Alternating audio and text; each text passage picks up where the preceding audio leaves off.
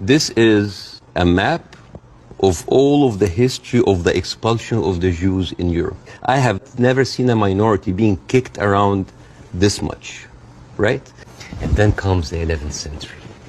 At that time, Jewish people were not allowed to own land. They were just peasants. Even some of the professions they were not even allowed to participate in. But they were allowed to do one thing, usury, money lending, because it was prohibited by the Catholic Church to engage into that. So what happens when you work in money? You get richer, right? And those Jews lived in ghettos, and in those ghettos they have to pay gold to the mayor or the governor or the prince or the noble. So they would see, you're getting richer, I need more taxes. What happens when you have a business and they increase your rent? You increase your service, increase the taxes. So what happened? The Christians started to default. And suddenly the image of the greedy Jew was created. Shylock, merchant of Venice.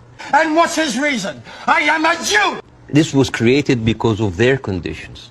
Fast forward 19th century, there was like the Eastern Jew in Ukraine and Russia, and there was the Western Jews in Europe. Those people in the East, the Eastern Jews, had to immigrate because there were pogroms and they were like, kicked out. And at a certain point, the people in the West, especially in England, it's like, there are too many Jews. We need a solution. A solution for what? For the Jewish problem. So it's like we need to get rid of them. And you know what? Palestine was not even in the A list. Palestine was in the B list.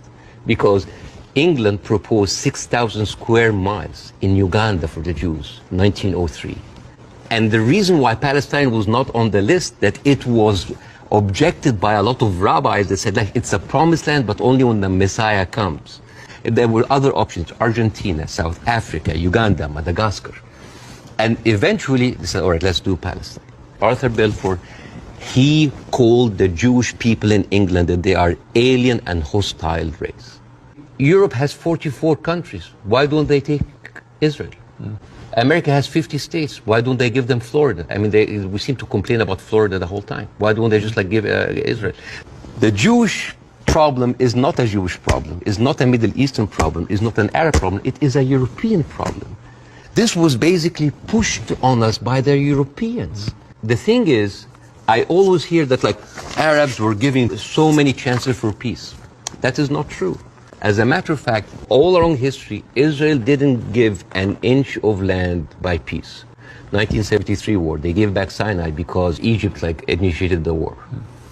2006, they went out of south of Lebanon because of the resistance they had. And even the Oslo Accords, the peace treaty, the one that Isaac Rabin and got the Nobel Prize for, they did it because of the Intifada.